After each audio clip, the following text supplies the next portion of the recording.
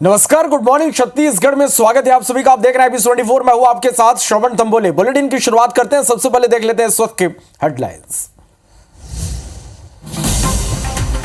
छत्तीसगढ़ में आज से बीजेपी का गांव चलो अभियान। पार्टी नेता करेंगे जनसंपर्क। ग्रामीणों को दी जाएगी सरकार की योजनाओं की जानकारी। सीएम सैनी की गृह विभाग की समीक्षा बैठक। नए आपराधिक कानून के क्रियान्वयन पर चर्चा। अपराध अनुशंसा की गुणवत्ता को लेकर दिए जरूरी निर्देश। सुकमा में एसीबी और ईओडब्ल्यू का छापा। तेंदुपत्ता प्रबंधकों के घर पर दी गई दबिश। 4 ठिकानों पर कार्रवाई जारी। सुकमा में नक्सलियों ने जारी किया एक और प्रेस नोट। बातचीत के लिए अनुकूल माहौल बनाने की मांग। सीज फायर और शांति वार्ता की अपील। बीजापुर में नक्सलियों के आईडी ब्लास्ट में सीआरपीएफ का एक जवान घायल। इलाज के लिए रायपुर रेफर। मनिंद्रगढ़ में IBC24 की खबर का बड़ा असर। अमृतधारा वाटरफॉल में प्रवेश प्रतिबंधित। सेल्फी और नहाने पर भी रोक। मंगलवार को 2 लोगों की डूबने से हुई थी मौत।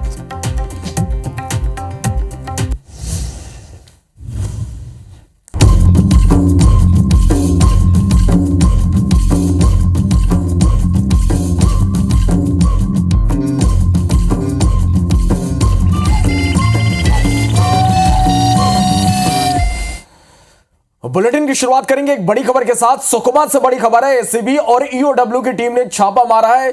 सीपीआई के बड़े नेताओं के घर छापेमारी की खबर है। एसीबी और ईओडब्ल्यू ने 4 ठिकानों पर छापा मारा है। एसीबी और ईओडब्ल्यू की टीम लगातार पूछताछ कर रही है। तो यह बड़ी खबर आप तक हम पहुंचा रहे हैं सुकमा से, जहां एसीबी और ईओडब्ल्यू की टीम ने छापामार कार्रवाई की है। सीपीआई के बड़े नेताओं के घर ये छापामार कार्रवाई है। एसीबी और ईओडब्ल्यू ने किन 4 ठिकानों पर छापा मारा है। एसीबी और ईओडब्ल्यू की टीम पूछताछ कर रही है। तो ये बड़ी खबर है सुकमा से, जहां एसीबी और ईओडब्ल्यू की टीम ने छापा मारा है। सीपीआई के बड़े नेताओं के घर छापा मारा गया है। राजा राठौड़ हमारे संवाददाता फोन लाइन पर जुड़े हैं। राजा, क्या जानकारी इस पूरी खबर पर? देखिए, मैं आपको बता दूं कि ये जो कार्रवाई है ये उस जो डीएफओ के घर में कार्रवाई हुई थी। तेंदुपत्ता के बोनस से संबंधित पूरा मामला बताया जा रहा है।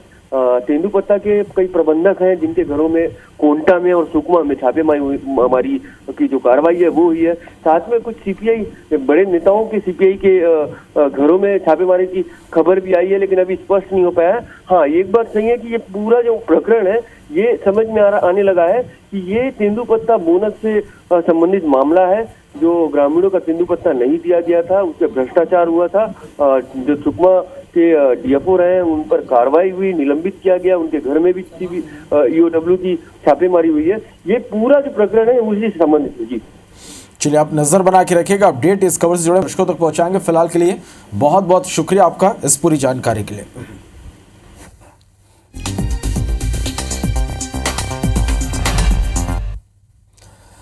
बढ़ते आगे राजिम से खबर, जहां खनिज विभाग और राजस्व विभाग ने बड़ी कार्रवाई की। अवैध रेत उत्खनन पर कार्रवाई की गई। 4 चैन माउंटेन मशीन को सील किया गया। ट्रेलर के जरिए चैन माउंटेन को थाने पहुंचाया गया। राजिम के पिताई बंद में अवैध उत्खनन का खेल चल रहा था। तो यह बड़ी खबर है राजिम से, जहां रेत माफियाओं पर एक बड़ी कार्रवाई है। खनिज विभाग और राजस्व विभाग की टीम ने कार्रवाई की है। अवैध रेत उत्खनन पर कार्रवाई हुई। 4 चैन माउंटेन मशीन को सील किया गया और ट्रेलर के जरिए चैन माउंटेन को थाने पहुंचाया गया। राजिम के पिताई बंद में अवैध उत्खनन का खेल चल रहा था।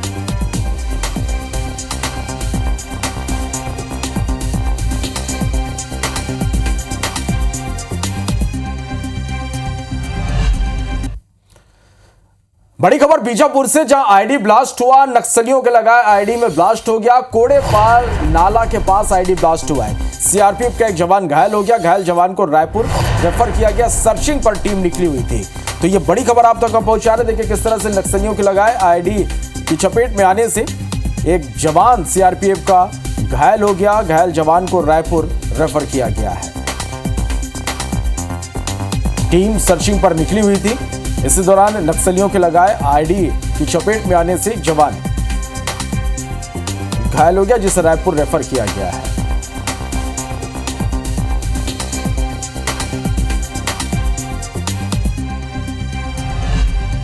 बड़ी खबर बिलासपुर से, जहां चाकू दिखाकर धमकी देने का मामला सामने आया। पुलिस ने 2 आरोपियों को इस मामले में गिरफ्तार किया है। आरोपियों से 2 स्टाइलिश चाकू जब्त किया गया। रेलवे कर्मचारियों को धमकी दी गई थी।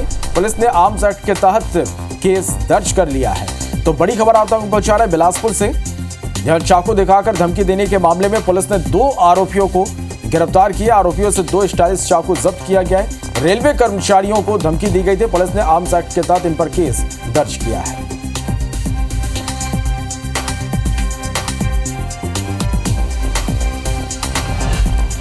बिलासपुर से एक और बड़ी खबर, जहां धारदार हथियार के साथ एक युवक गिरफ्तार हुआ है। हथियार दिखाकर लोगों को धमकी दे रहा था। आर्म्स एक्ट के तहत पुलिस ने इस पर कार्रवाई की है। आदतन बदमाश है आरोपी अरुण लहरे। सिविल लाइन थाना पुलिस ने यह कार्रवाई की है। तो यह बड़ी खबर आप तक पहुंचा रहे बिलासपुर से। हथियार के साथ आदतन अपराधी को गिरफ्तार किया गया है।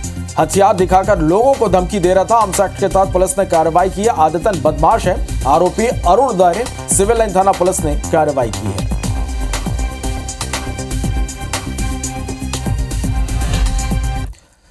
बिलासपुर में एक बार फिर से धर्मांतरण के लिए दबाव बनाने का मामला सामने आया और इस बार एक पति ने अपने पत्नी और ससुराल वालों पर धर्मांतरण के लिए दबाव बनाने का आरोप लगाया।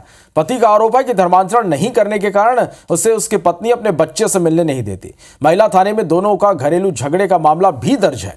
दरअसल पेंड्रा रोड निवासी सोनू महतो का विवाह पिछले साल जिले के देवरीडीह की रहने वाली युवती से हुआ, लेकिन शादी के 3 महीने बाद उसके ससुराल वाले उसकी पत्नी को देवरीडीह ले आए। तब से उसकी पत्नी वही है। सोनू का आरोप है कि उसकी पत्नी और उसके ससुराल वाले धर्मांतरण के लिए उससे दबाव बना रहे हैं, लेकिन वो हिंदू धर्म को मानता है और धर्मांतरण नहीं करना चाहता, इसलिए उसके ससुराल वाले उसे प्रताड़ित कर रहे हैं।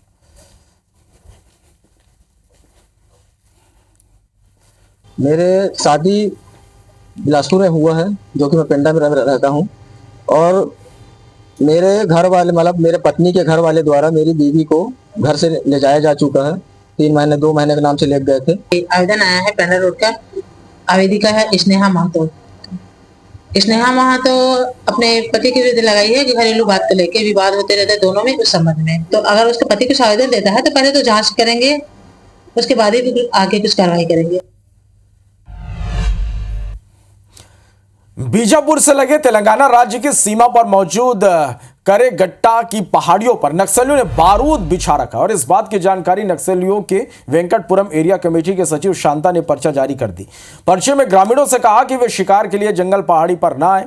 वहां उन्होंने आईडी लगा रखी है। यह पर्चा तेलुगु भाषा में लिखा है। शांता ने पर्चे में लिखा कि उन्होंने करेगट्टा के पहाड़ी में सैकड़ों बम प्लांट किए। ये बम फोर्स से बचने और खुद की सुरक्षा के लिए है। नक्सलियों ने ग्रामीणों से कहा कि वे करेगट्टा की जंगल पहाड़ी में शिकार के लिए ना आए। इससे पहले हुए आईडी ब्लास्ट में कुछ ग्रामीण घायल हुए थे।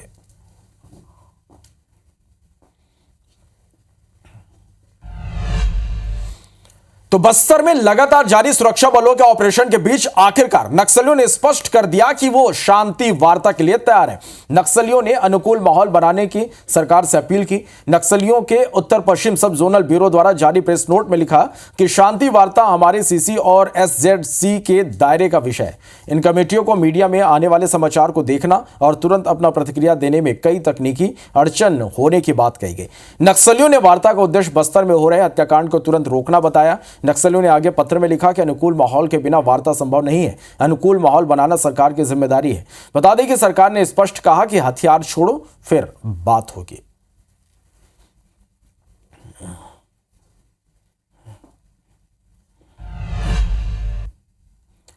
दुर्ग में 6 साल की मासूम के साथ हुई हैवानियत के मामले में नया मोड़ आ गया। बच्ची के चाचा पर लगे दुष्कर्म और हत्या के आरोप को परिजन अब गलत ठहरा रहे हैं। पुलिस ने जांच के लिए एएसपी पद्मश्री तंवर के नेतृत्व में एसआईटी गठित की है। यह रिपोर्ट आप देखिए।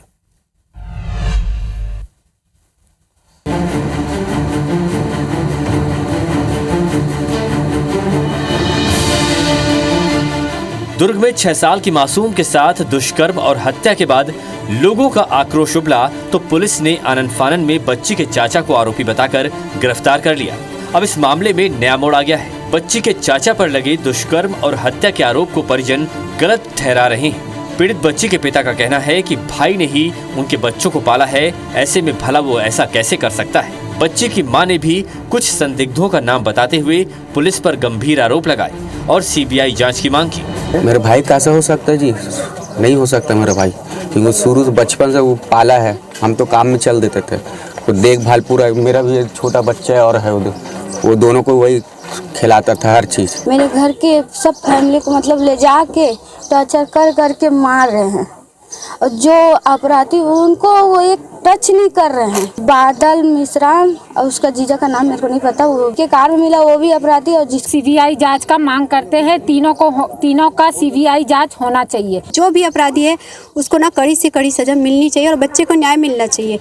इस बीच राष्ट्रीय मानव अधिकार आयोग, महिला सशक्तिकरण सेल की सदस्य शताब्दी पांडेय और कांग्रेस की जांच टीम ने बच्ची के परिजनों से मुलाकात की और पूरे मामले को समझा। राष्ट्रीय मानव अधिकार आयोग ने भी पुलिस की कार्रवाई पर सवाल खड़े किए।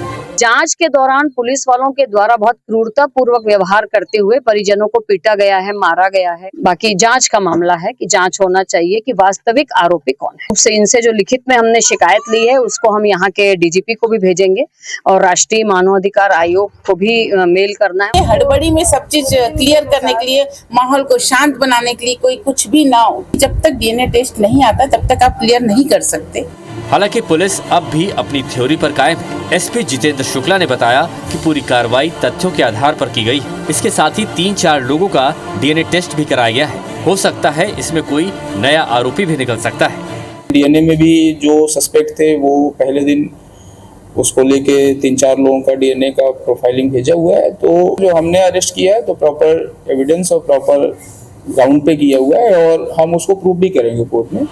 पुलिस के उलट परिजनों के दावों पर यकीन करें तो ये मामला उलझता दिख रहा है। यदि वाकई पुलिस कहीं चूक रही है तो सबसे बड़ा सवाल यही है कि आखिर असली गुनहगार कौन है और क्या परिजनों के संदेह की अनदेखी कर पुलिस मुख्य आरोपी को बचने का भरपूर मौका तो नहीं दे रही।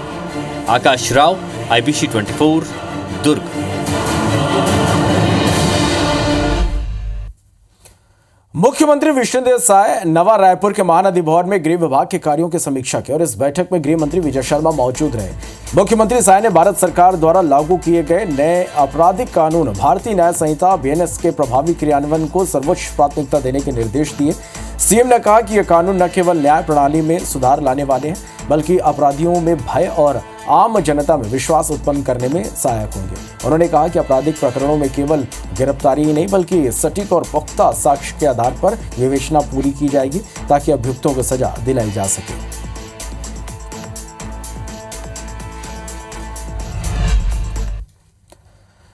दुर्ग में बच्ची से रेप मर्डर की घटना पर गृह मंत्री विजय शर्मा का बयान सामने आया। विजय शर्मा ने कहा कि पुलिस ने उसी दिन आरोपियों को पकड़ लिया था। इसके साथ ही उन्होंने आरोपी की पैरवी नहीं करने को लेकर दुर्ग बार एसोसिएशन का धन्यवाद किया। उन्होंने कहा कि कोर्ट से समाज के अनुरूप निर्णय की उम्मीद है। वहीं कांग्रेस नेताओं द्वारा की गई नक्सली कार्रवाई की तारीफ पर गृह मंत्री विजय शर्मा ने कहा कि कांग्रेस नेता TS सिंहदेव और सुरेंद्र शर्मा को मैंने सुना। दोनों कांग्रेस नेताओं ने स्पष्टता से अपनी बात रखी। नक्सल मुद्दे पर हम सबको साथ होना चाहिए। जवानों की शौर्यता पर सवाल नहीं उठाना चाहिए। देश की सुरक्षा पर खेल नहीं खेलना चाहिए। पुलिस की दृष्टि से उसी दिन विषय का स्पष्टीकरण हो जाना, पकड़ लिया जाना, और मैं हृदय से अभिनंदन करता हूं, स्वागत करता हूं दुर्ग के बार एसोसिएशन का। अधिवक्ताओं ने एक साथ मिलकर ये कहा कि हम उनकी पैरवी नहीं करेंगे, ये बहुत बड़ी बात है। और पुलिस ने भी प्रतिबद्धता जताई है कि हम नियत समय में ही इसका कन्विक्शन करा लेंगे। मैं सोचता हूं कि न्यायालय अवश्य ही समाज की भावनाओं के अनुरूप निर्णय न्यायालय से हमको मिलेगा। बिलासपुर संभाग की पहली सेंट्रल लाइब्रेरी में अव्यवस्थाओं का आलम है। यहां ज्यादा फीस देकर भी स्टूडेंट्स को जरूरी सुविधाएं नहीं मिल पा रही है। इसके शुभारंभ के कुछ समय बाद ही सेंट्रल लाइब्रेरी को निजी ठेके पर दे दिया गया। इधर ठेका कंपनी को मनमानी के चलते स्टूडेंट्स की समस्याओं का कोई निराकरण नहीं कर रहा।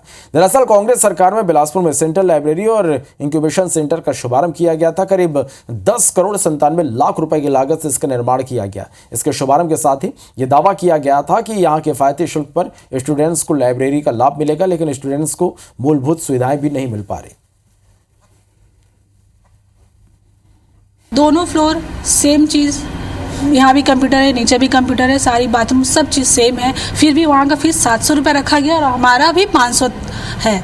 एक तो हाइजीन का इशू है, प्रॉपर सफाई नहीं रहता, दूसरा वाईफाई का है, वाईफाई भी हमेशा नेटवर्क आना जाना, लाइट इतनी कटती है। जो भी मूलभूत सुविधाएं जैसे आरओ है वो ख़राब हो गया, फिर रिपेयर करने के लिए कोई नहीं है, उसकी रिपेयर करने के लिए हम स्थानीय नेता के पास जाते हैं तो नो इंटरेस्ट। कुछ सुविधाएं की वहाँ पे कमी है जिसका मरम्मत और अन्य संधारण जो है अच्छे से नहीं किया जा रहा है, तो वहाँ पे जो स्मार्ट सिटी की टीम है उसको तुरंत भेज के उसका चेक करवाया जाएगा कि क्या चीज़ वहाँ पे सुविधाएं हैं जो कि प्रोवाइड नहीं कर पा रहा है वेंडर, उसको तत्काल आदेशित किया जाएगा, वो चीज़ वहाँ पे सुव्यवस्थित कराई जाए।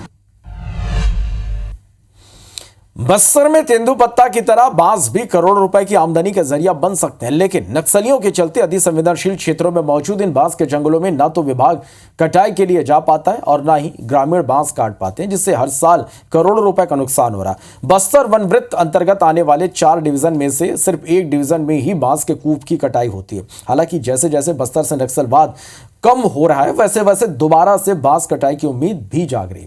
बता दें कि हर साल सिर्फ 1 डिवीजन से औसत 50 लाख रुपए का बांस वन विभाग महाराष्ट्र, मध्य प्रदेश और तेलंगाना के व्यापारियों को बेचता है। ऐसे में अगर सभी 4 डिवीजन के बांस की कटाई होगी तो इससे कितना फायदा मिलेगा।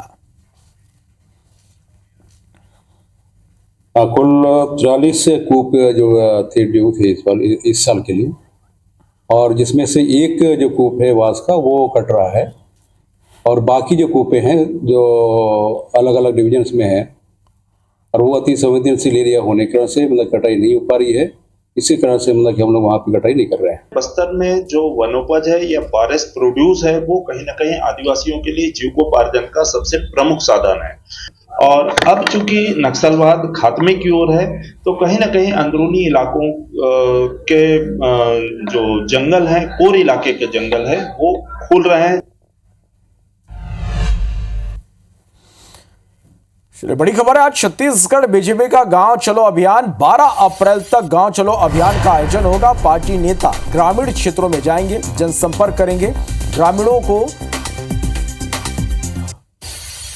सरकार की योजनाओं की जानकारी दी जाएगी। तो 12 अप्रैल तक गांव चलो अभियान बीजेपी का, जिसका आगाज होगा 12 अप्रैल तक ये आयोजन होगा। पार्टी के नेता ग्रामीण क्षेत्रों में जाएंगे, लोगों से मुलाकात करेंगे, ग्रामीणों को पार्टी सरकार की जो योजनाएं हैं, यानी कि सरकार की जो योजनाएं उनकी जानकारी दी जाएगी। तो ग्रामीणों से बीजेपी नेता जनसंपर्क करेंगे, उनसे मुलाकात करेंगे, उनकी समस्याएं भी सुनी जाएगी। इसके साथ ही सरकार के द्वारा जो जन कल्याणकारी योजनाएं चलाई जा रही उसकी जानकारी भी दी जाएगी।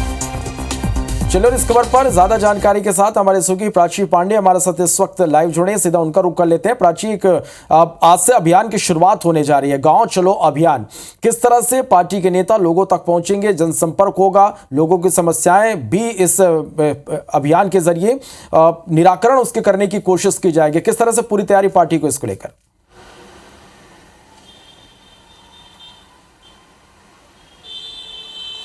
जी, आपको बता दें कि छत्तीसगढ़ में बीजेपी के स्थापना दिवस को चलते विभिन्न कार्यक्रम जो है आयोजित किए जा रहे हैं। इसी के तहत है बीजेपी का गांव चलो अभियान, जो कि आज से शुरू हो रहा है। 10 अप्रैल से लगभग 10, 11 और 12 3 दिवसीय जो अभियान है वो चलेगा, जिसमें पार्टी के जो नेता हैं वो अलग अलग विधानसभा क्षेत्रों में जाकर ग्रामीणों से सीधे संवाद करेंगे और जानेंगे कि किस प्रकार से भारतीय जनता पार्टी की विष्णुदेव साय सरकार है वो किस तरीके से उनकी योजनाएं हैं ग्रामीणों तक पहुंच रही है। उसके अलावा प्रदेश सरकार की और राज्य सरकार की जो योजनाएं हैं और केंद्र सरकार की जो योजनाएं हैं किस तरीके तक लोगों तक पहुंच रही है। इसके अलावा हितग्राहियों को इसका लाभ किस तरीके से मिल रहा है ये भी जानेंगे। आपको बता दें कि जो ग्रामीण है सरकार की तमाम योजनाओं के बारे में नहीं जानते, उन्हें भी सीधे बताया जाएगा कि सरकार की कितनी योजनाएं हैं और उन्हें किस तरीके से इसका लाभ मिल सकता है।